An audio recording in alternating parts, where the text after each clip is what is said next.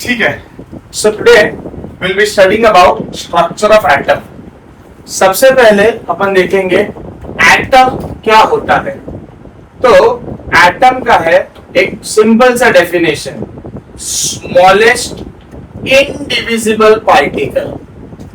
The smallest indivisible particle is called as atom. जो divide हो सकता है उसको बोलेंगे डिविजिबल और जो नहीं हो सकता है उसको बोलेंगे इनडिविजिबल। तो एटम है स्मॉलेस्ट इनडिविजिबल पार्टिकल। एटम को और तोड़ा नहीं जा सकता है।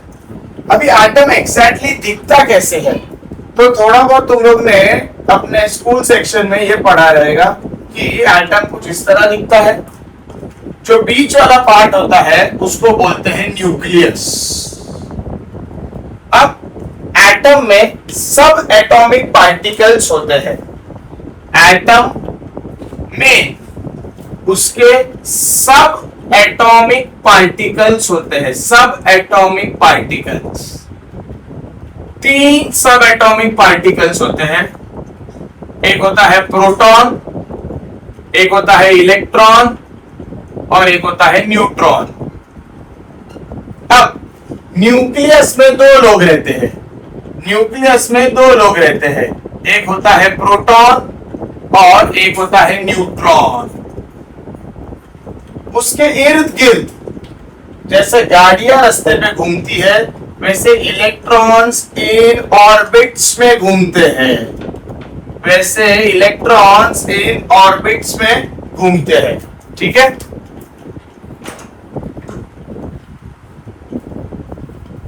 इन इसको इलेक्ट्रॉन्स बोलते हैं, इन पार्टिकल को इलेक्ट्रॉन्स बोलते हैं।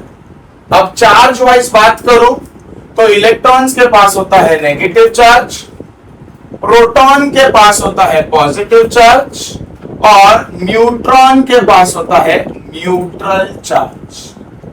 अब न्यूक्लियस की बात करें तो न्यूक्लियस में पॉजिटिव और न्यूट्रल, पॉजिटिव और न्यूट्रल कौन सा चार्ज बनेगा? पॉजिटिव। इसके लिए न्यूक्लियस को हमेशा पॉजिटिव से रिप्रेजेंट किया जाता है और उसके इर्द गिर्द क्या रहते हैं? इलेक्ट्रॉन, जो कि रहता है minus.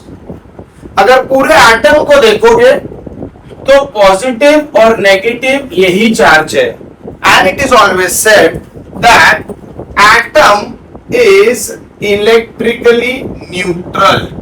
Atom is electrically neutral, मतलब एटम पे कोई चार्ज होता नहीं है। Atom is electrically neutral. अगर अच्छे से समझाने चाहो तो न्यूट्रल मतलब क्या? Number of protons will always be equal to number of electrons. जितने प्रोटॉन्स अर्थात जितना पॉजिटिव चार्ज तुम्हारे पास रहेगा उतना ही तुम्हारे पास क्या रहेगा? Negative charge. कोई भी एटम रहने दो, कितना भी बड़ा होने दो, कितना भी छोटा होने दो, प्रोटॉन्स और इलेक्ट्रॉन्स दोनों क्या रहेंगे? सेम। तभी तो जाके एटम क्या बनेगा? Electrically neutral.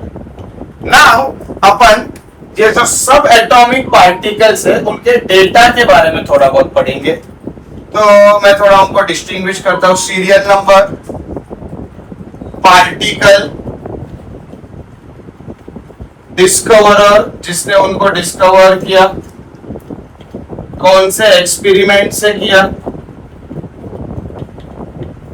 उनका चार्ज क्या है और उनका मास क्या है। ओके, सो इन चीजों को अपन पढ़ेंगे। Clear enough? पहला, दूसरा और तीसरा। Okay, first we will study about electron. First we will study about electron.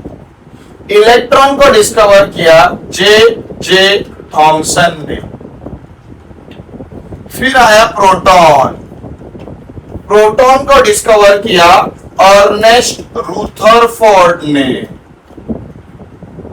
फिर आया न्यूट्रॉन। न्यूट्रॉन को डिस्कवर किया जेम्स कैडविक ने। ये इनके पार्टिकल्स है और ये इनके डिस्कवरर्स है जिसने उनको डिस्कवर किया। अब कौन से एक्सपेरिमेंट से डिस्कवर किया? तो थॉमसन ने उसको कैथोड रे ट्यूब एक्सपेरिमेंट से किया। रुदरफोर्ड ने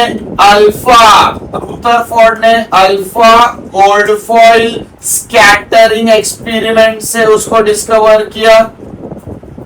जेम्स कैडविक ने पैराफिन और बेरिलियम स्लिट्स के एक्सपेरिमेंट से इसको डिस्कवर किया।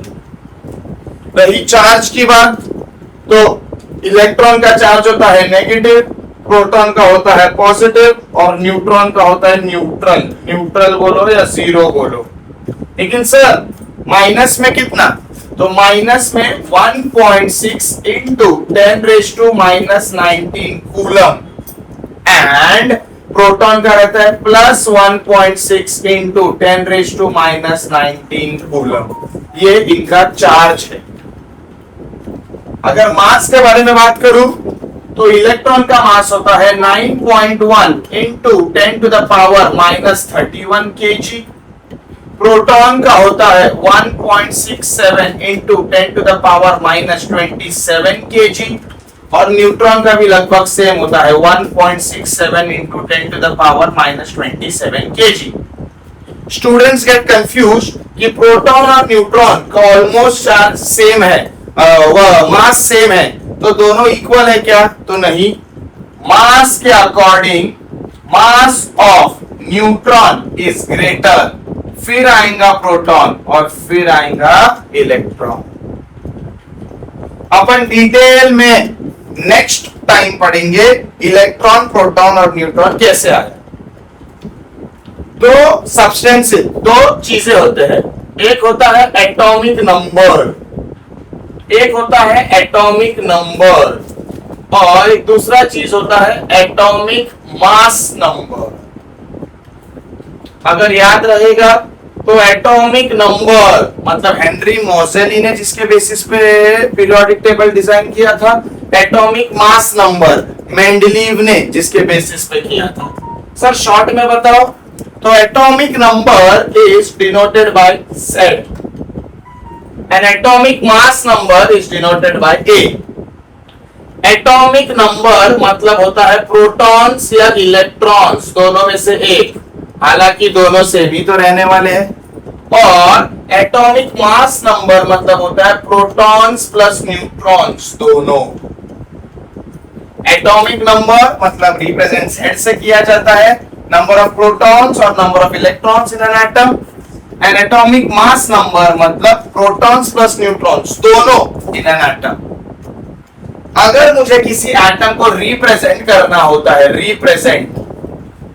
रिप्रेजेंटेशन ऑफ एटम, तो रिप्रेजेंटेशन ऑफ एटम ऐसे किया जाता है X A Z, where X is equal to element, A is equal to atomic mass number and Z is equal to atomic number. For example, carbon 12 6, nitrogen 14 7।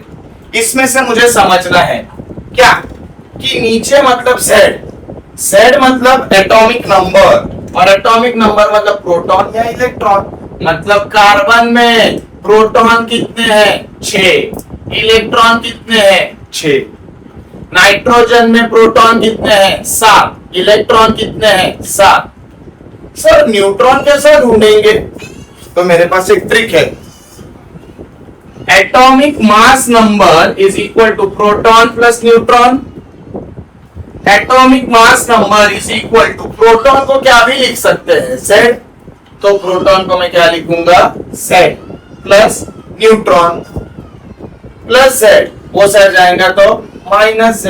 तो neutron को कैसे ढूंढ सकते हैं A माइनस Z, अर्थात ऊपर का number minus नीचे का number.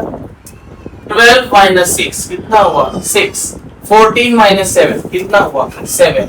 And this is how subatomic particles are found. समझा? हाँ विद्या।